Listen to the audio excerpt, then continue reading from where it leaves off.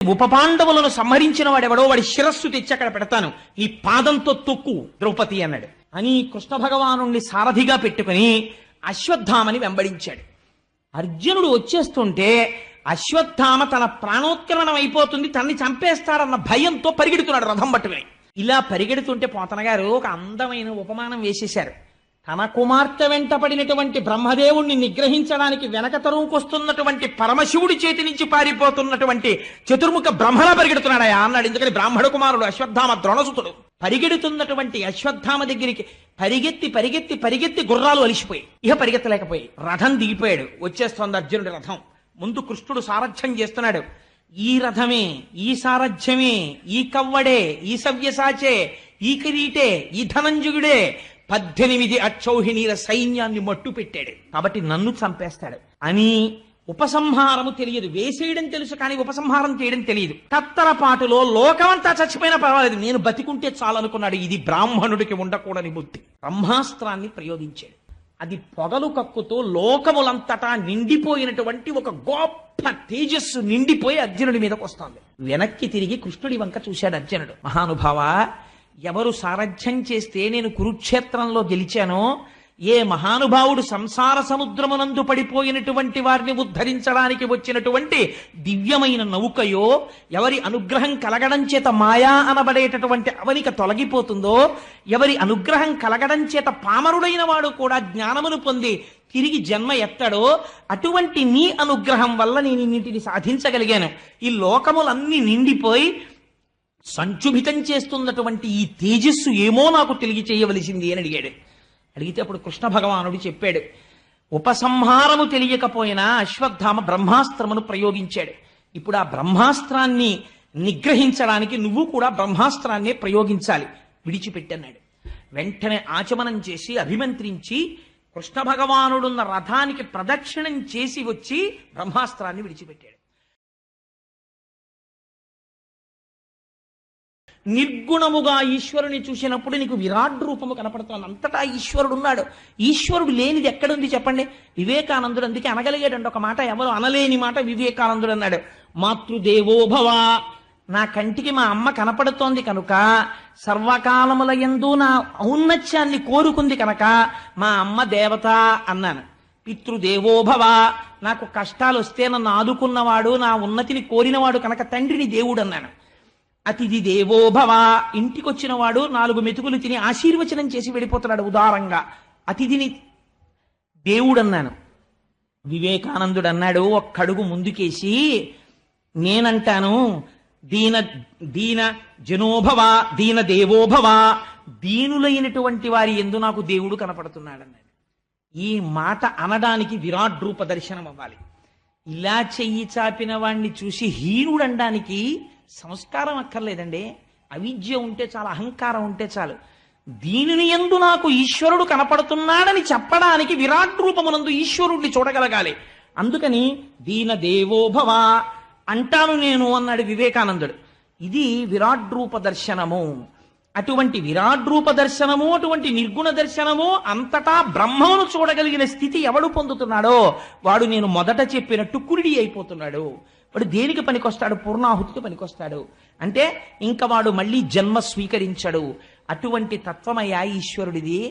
ఆయన ఏ రూపమును తీసుకున్నా దయాశాలి, లోకమును రక్షించడమే ఆయన ప్రయోజనం, ధర్మాన్ని చెప్పడమే ఆయన ప్రయోజనం, ధర్మమునందు ప్రవర్తించేటట్టు చూడడమే ఆయన ప్రయోజనం. అన్ని అవతారములు గొప్పవే, అందున కృష్ణావతారము చాలా గొప్ప అవతారం. ఎందుకని? కృష్ణస్తు భగవాన్ స్వయం. అందుకే భాగవతానికి ఒక వింతైన పేరుంది. ఏమిటో తెలుసా అండి? జయ. జయ అని ఎందుకు పిలుస్తారో తెలుసా? అందుకే భాగవతం చెప్తే నారాయణం నమస్కృత్య నరం చైవ నరోత్తమం దేవీం సరస్వతీం వ్యాసం తతో జయముదీరయేత్ అంటుంటారు. నరనారాయణులు కూడా నారదుని యొక్క అవతారం తర్వాత వచ్చినటువంటి అవతారం అని ఇందాక మీకు చెప్పాను కదా, కపిలుడికి ముందు. అందుకని ఈ నరనారాయణావతారములో స్వామి ఆవిర్భవించినప్పుడు లోకమునకు అంతటికీ కూడా తపస్సు అంటే ఎలా ఉంటుందో, మంత్రోపదేశం అంటే ఎలా ఉంటుందో చూపించారు మహానుభావుడు. అటువంటి అవతార సంపత్తి కలిగినటువంటి ఈశ్వరుడు ఏ అవతారములో ఉన్నా ధర్మ ప్రబోధం చేస్తాడు. కృష్ణావతారం పరిపూర్ణమైనటువంటి అవతారం. అందుకే కృష్ణం వందే జగద్గురుం అంటాం. జగద్గురు అయినటువంటి కృష్ణుడికి నమస్కరిస్తే అజ్ఞానం పోతుంది. ఇక్కడే ఇప్పుడే రక్షిస్తాడు. కృష్ణుణ్ణి నమ్ముకున్న వాడికి రక్షణ కలగకపోవడం అన్నది ఉండదు, అజ్ఞానం పోకపోవడం అన్నది ఉండదు. ఆయన గురువై అజ్ఞానాన్ని పోగొడతాడు, ఈశ్వరుడై మీ కష్టాన్ని పోగొడతాడు, తండ్రి అయి మిమ్మల్ని కాపాడతాడు, తల్లి అయి మిమ్మల్ని ఆదుకుంటాడు. ఇన్ని చేయగలిగినటువంటి అవతారం అయా పరిపూర్ణమైనటువంటి కృష్ణావతారం. కృష్ణావతారానికి సంబంధించినటువంటి ఒక విశేషాన్ని మీకు చెప్తాను వినండి అన్నాడు శౌనకాది మహర్షులతో సూతుడు. అని ఒక విషయాన్ని వివరణ చేస్తున్నాడు.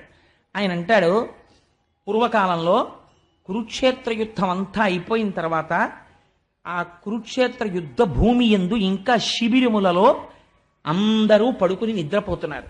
పాండవులు కూడా ఉప పాండవులతో కలిసి నిద్రపోతున్నారు. ద్రౌపదీదేవి నిద్రపోతోంది, కుంతీదేవి నిద్రపోతోంది. కౌరవులందరూ మరణించారు. భీముడి చేత తొడలు విరగగొట్టబడినటువంటి దుర్యోధనుడు యుద్ధ భూమిలో ఒక చోట కుప్ప కూలిపోయి మరణము కోసమని ఎదురు చూస్తూ ఉన్నాడు. ఈ సమయంలో అశ్వత్థామకి ఆగ్రహం వచ్చింది. ఈ కురు సైన్యానికంతటికీ అంటే ధృతరాష్ట్రుని యొక్క పుత్రుడైనటువంటి దుర్యోధనుడి సైన్యమునకంతటికీ కూడా కలిగిన ఆపద, దుర్యోధనుడికి కలిగిన ఆపద చూసి అశ్వత్థామకి విపరీతమైనటువంటి బాధ, ఆవేశం కలిగి చేయరాని పని ఒకటి చెయ్యడానికి నిశ్చయించుకున్నాడు. ఉప పాండవులను సంహరిస్తానన్నాడు. ఉప పాండవులంటే పాండవులైనటువంటి ధర్మరాజ, భీమ, అర్జున, నకుల, సహదేవులకి ద్రౌపది యందు జన్మించినటువంటి కుమారులు వారు 5. ఆ 5 కుమారులు కూడా కురుక్షేత్రంలో యుద్ధం చేశారు. యుద్ధం చేసి ఒకనాటి రాత్రి గాఢ నిద్రలో ఉన్నారు అందరూ అలిసిపోయి. ఇక 3 రోజులు పాండిచేరి అవి అన్నీ తిరిగి వచ్చేసిన తర్వాత నిన్న ప్రసంగం చేసి వెళ్ళి పడుకుంటే ఒళ్ళు తిరిగిని నిద్ర పట్టేసినట్టు అందరూ పడుకుని నిద్రపోతున్నారు. నిద్రపోతున్న సమయంలో అశ్వత్థామ శిబిరంలోకి ప్రవేశించి నిద్రపోతున్నటువంటి ఉప పాండవుల యొక్క కుత్తుకలు కోసేసి 5 చంపేసి నిశ్శబ్దంగా దుర్యోధనుడి దగ్గరికి వెళ్ళి, నీ ప్రాణోత్క్రమణము జరిగిపోయే లోపల నీకు ఒక శుభవార్త చెప్పాలని వచ్చాను. ఉప పాండవులను సంహరించాను. ఇప్పుడు పాండవులకు వంశం లేదు, పాండవుల తర్వాత ఇక బిడ్డలు లేరు. అభిమన్యుడు యుద్ధరంగంలో మరణించాడు. అందుకని ఇప్పుడు పాండవుల యొక్క వంశం అంతరించిపోయింది. నీకు నేను ఇచ్చినటువంటి గొప్ప కానుక చంపేశాను 5 అన్నాడు. తెల్లవారింది. మరణించి ఉన్నటువంటి కుమారుల్ని ద్రౌపదీదేవి చూసింది. గుండెలు బాదుకుని ఏడుస్తుంటే అవతల వైపు మిగిలినటువంటి యోధుడు ఇటువంటి పని చెయ్యగలిగిన వాడెవరు గుర్తుపట్టాడు అర్జునుడు. గుర్తుపట్టి ఒక మాట అన్నాడు, నేల మీద పడి పొర్లి గుండెలు బాదుకుని ఉప పాండవుల కోసం ఇంత ఏడుస్తున్నావు కదా ద్రౌపది, ఏ నీచుడు నీ కడుపున పుట్టిన 5 పిల్లల యొక్క శిరస్సులు ఖండించాడో ఆ దుర్మార్గుని యొక్క శిరస్సు ఖండించి తెచ్చి నీ పాదముల ముందుంచుతాను. నీ కుడి కాలుతోనో ఎడంకాలతోనో ఆ శిరస్సుని ఒక్క తన్ను తన్ని నీ పగ తీర్చుకో అన్నాడు.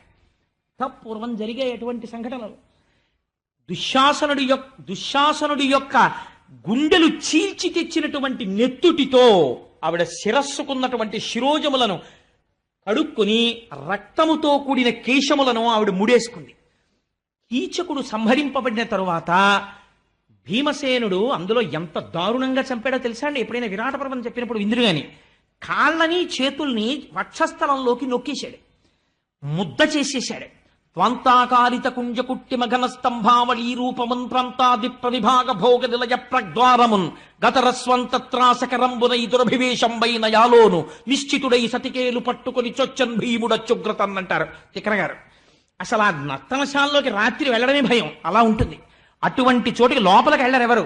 అటువంటి చోటుకి నిర్భయుడై ద్రౌపదీదేవిని పట్టుకుని వెళ్ళాడు. అది చంపడం కూడా అతి నిశ్శబ్దంగా చంపేశాడు. ఒకరి కేక ఒకరికి వినపడకూడదని. గట్టిగా కేకేస్తే నా బతుకు బయటడిపోతుందని కీచుకుడు అడవలేదు, తను ఎవరో తెలిసిపోతుందని భీముడు అరవలేదు. నిశ్శబ్దంగా కొట్టేసుకున్నారు. చచ్చిపోయాడు కీచకుడు. ఇప్పుడు ఈ మాంసపు ముద్దని ద్రౌపది రా చూద్దుగాని నీ వెంట పడ్డవాణ్ణి అని ఒక కాగడా పట్టుకుని ఎడుతున్నాడు భీముడు. నిర్భయంగా వెళ్ళింది ద్రౌపది. వెళ్ళి చూసి షహభాష్ నా పగ తీరిందండి. అటువంటి కాంత, ఆవిడే సామాన్యమైంది కాదు ద్రౌపదీదేవి అంటే. ఆవిడ శీల సంపత్తి వింటే ఆశ్చర్యపోతారటువంటి మహాపతివ్రత, అటువంటి తల్లి ఆవిడ. అటువంటి ద్రౌపది దగ్గర ఇటువంటి ప్రతిజ్ఞ అర్జునుడు చేస్తే ఆశ్చర్యమే ఉందండి. అందుకని ఉపపాండవులను సంహరించిన వాడెవడో వాడి శిరస్సు తెచ్చి అక్కడ పెడతాను, ఈ పాదంతో తొక్కు ద్రౌపది అన్నాడు. అని కృష్ణ భగవానుణ్ణి సారథిగా పెట్టుకుని అశ్వత్థామని వెంబడించాడు. అర్జునుడు వచ్చేస్తుంటే అశ్వత్థామ తన ప్రాణోత్క్రమణం అయిపోతుంది, తనని చంపేస్తాడన్న భయంతో పరిగెడుతున్నాడు రథం పట్టుకుని.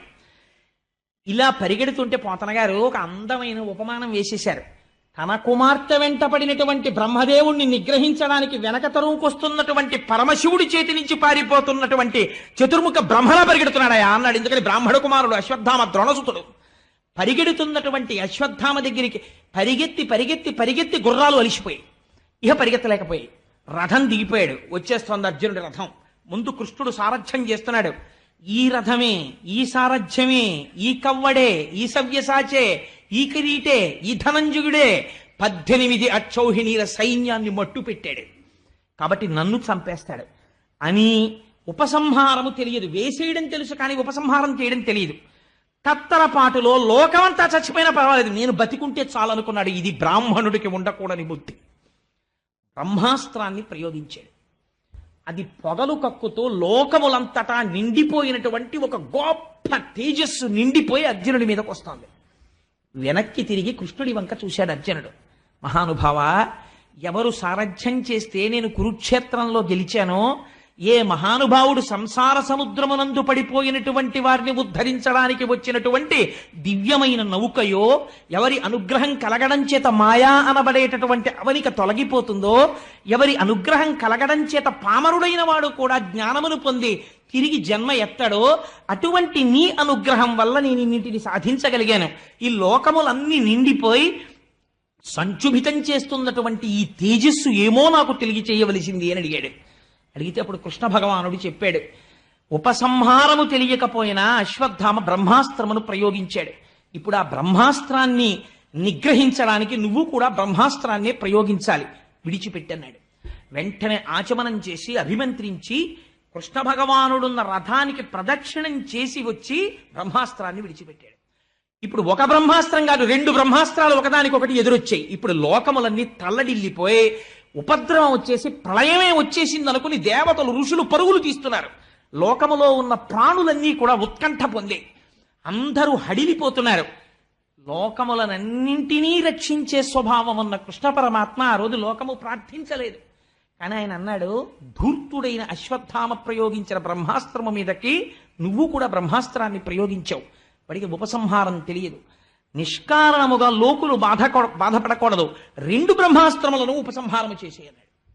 2 బ్రహ్మాస్త్రాల్ని అర్జునుడు ఉపసంహారం చేశాడు. ఉపసంహారము చేసిన తరువాత వణికిపోతున్న అశ్వత్థామ దగ్గరికి వెళ్ళి ఒక పశువుని కట్టినట్టు త్రాటితో కట్టేశాడు. కట్టేసి రథం మీద పెట్టాడు. పెట్టి విపరీతమైన వేగంతో యుద్ధభూమిలోకి వచ్చాడు. యుద్ధభూమికి వచ్చి అక్కడ నిలబెట్టాడు రథం దింపి. కన్నులు ఎర్రబడిపోయి ఉన్నాయి అర్జునుడికి. ఎదురుగుండా యమధర్మరాజు నిలబడినట్టు నిలబడున్నాడు. వణికిపోతున్నాడు అశ్వత్థామ. కృష్ణుడు అన్నాడు, అర్జున, నిద్రపోతున్నటువంటి అమాయకులైన ఉపపాండవులను సంహరించినటువంటి బాలఘాతకుడి అశ్వత్థామ. బ్రాహ్మణుడని చూడకు, గురుపుత్రుడని చూడకు, సంహరించేయి, కుత్తుక కత్తిరించు అన్నాడు. అర్జునుడు మాట్లాడలేదు, సంపలేదు. కృష్ణుడు చెప్పినా మీరు గుర్తుపెట్టుకోవాలి బాగా, ఎందుకు చెప్తున్నాడో సూతుడి విషయాన్ని. కేవల కథాంశము కాదు భాగవతంలో, లోపల ఇది ఉపనిషత్ సారము, మీరు గుర్తుపట్టాలి. బ్రహ్మాస్త్రాన్ని వేశాడు, 2 ఉపసంహారం చేశాడు. అశ్వత్థామని చంపలేదు.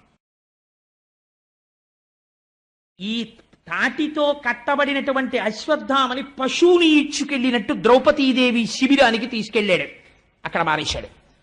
ద్రౌపది, నీకు చెప్పాను, వీడి శిరస్సుని నీ కాల్తో తన్నమని. తీసుకొచ్చి అశ్వత్థామని అక్కడ పడేశాను. ఇప్పుడు నా ప్రతిజ్ఞ నెరవేర్చుకుంటానన్నాడు. ద్రౌపదీదేవి చూసింది అశ్వత్థామని. ఏ ద్రౌపది చూసిందండి? నేను 2-3 ఉదాహరణలు మీకు భారతంలోంచి చెప్పాను. అటువంటి ద్రౌపది చూసింది అశ్వత్థామని. ఏం చేశాడు?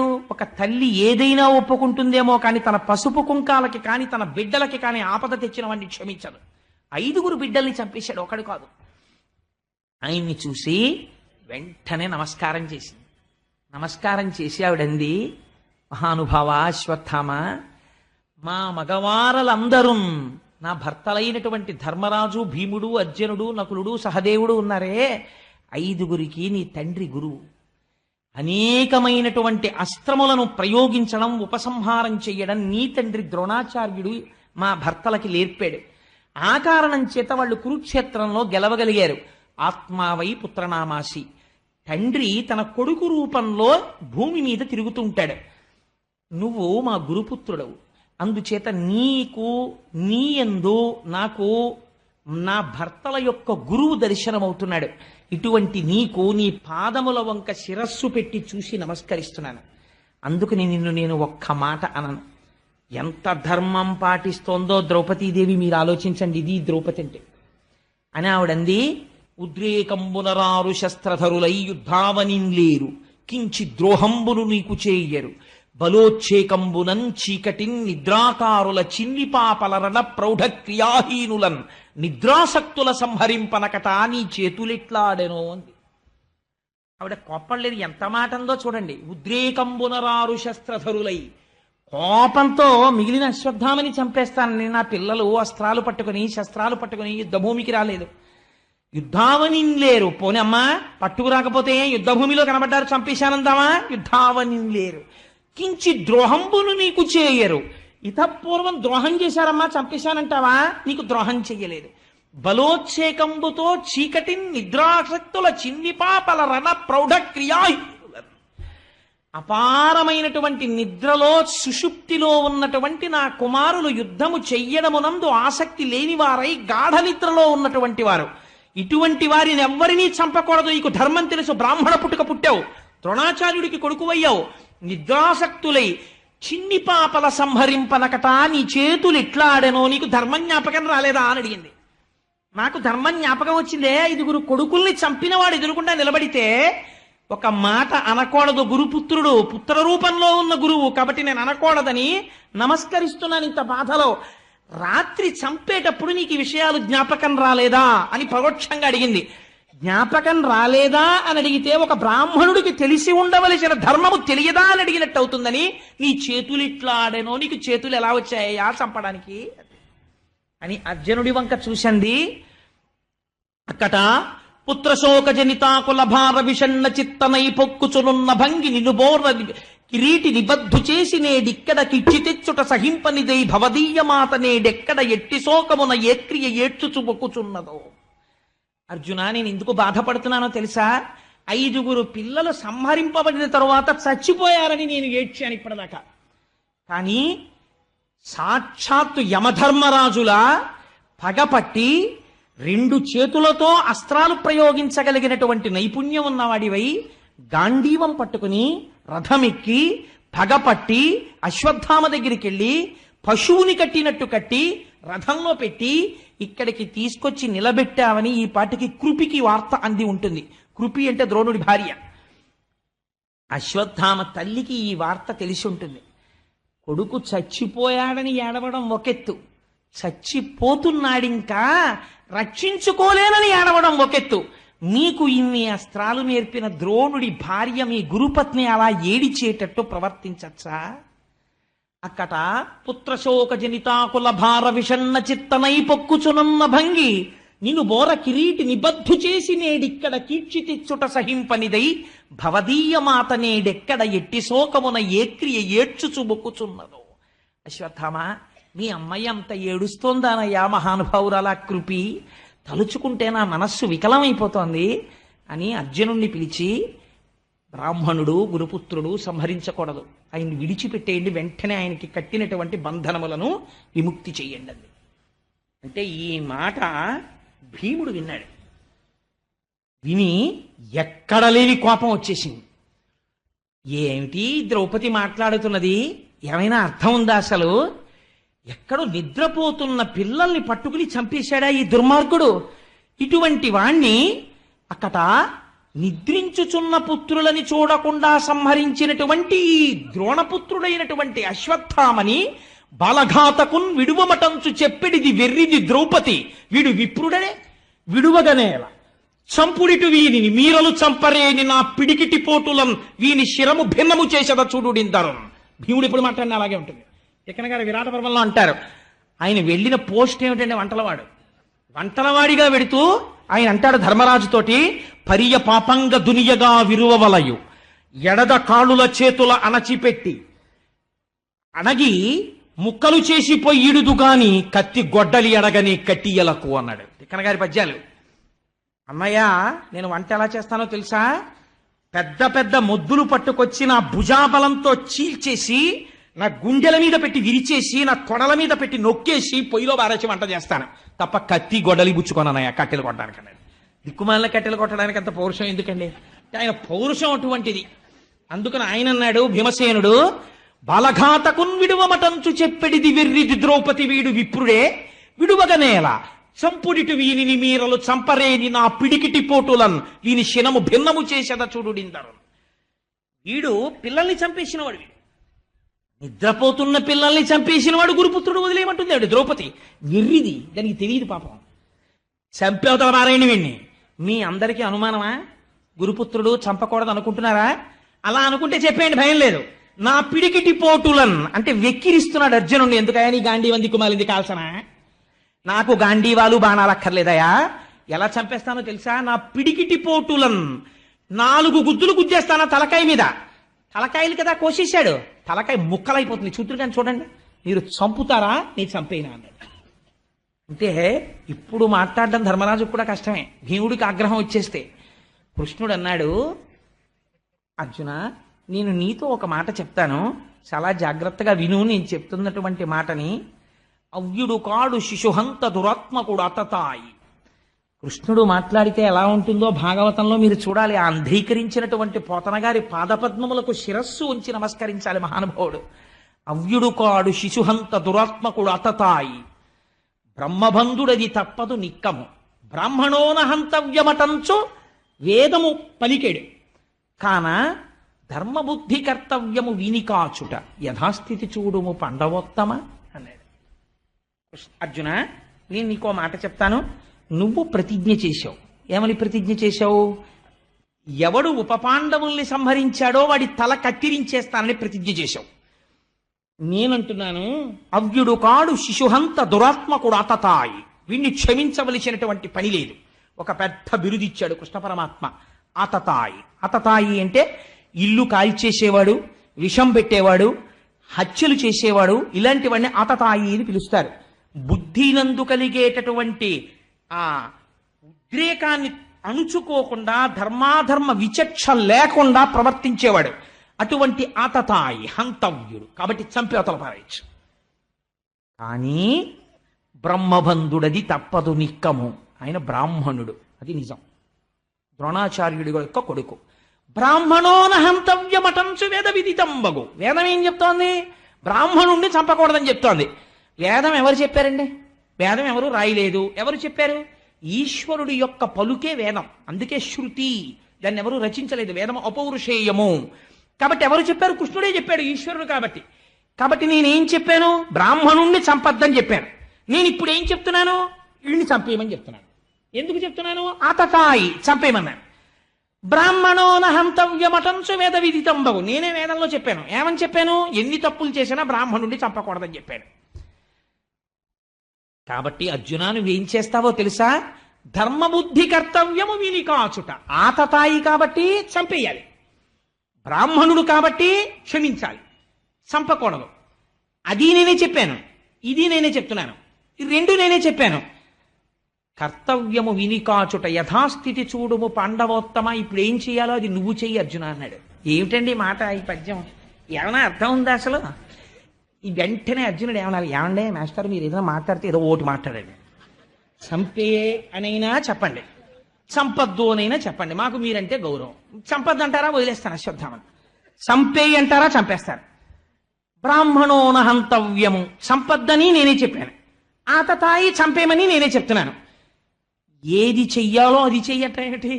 మరి అలాంటప్పుడు ఈ రెండు చెప్పడం ఎందుకు అనాలి అర్జునుడు.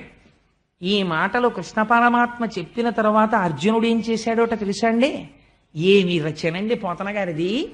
విశ్వస్తుత్యుడు చక్రశూరుడు మహావీరుండు ఘోరాసిచే అశ్వత్థామ శిరోజముల్ తడిగి చూడాంతర్మహారత్నమున్ శిశ్వత్కీర్తి వెలుంగ పుచ్చుకొని పాశవ్రాత బంధంబులన్ విశ్వాసంబున ఉచ్చిత్రోచ శిబిరోర్వీ భాగంబునన్ బాసిపోన్నన.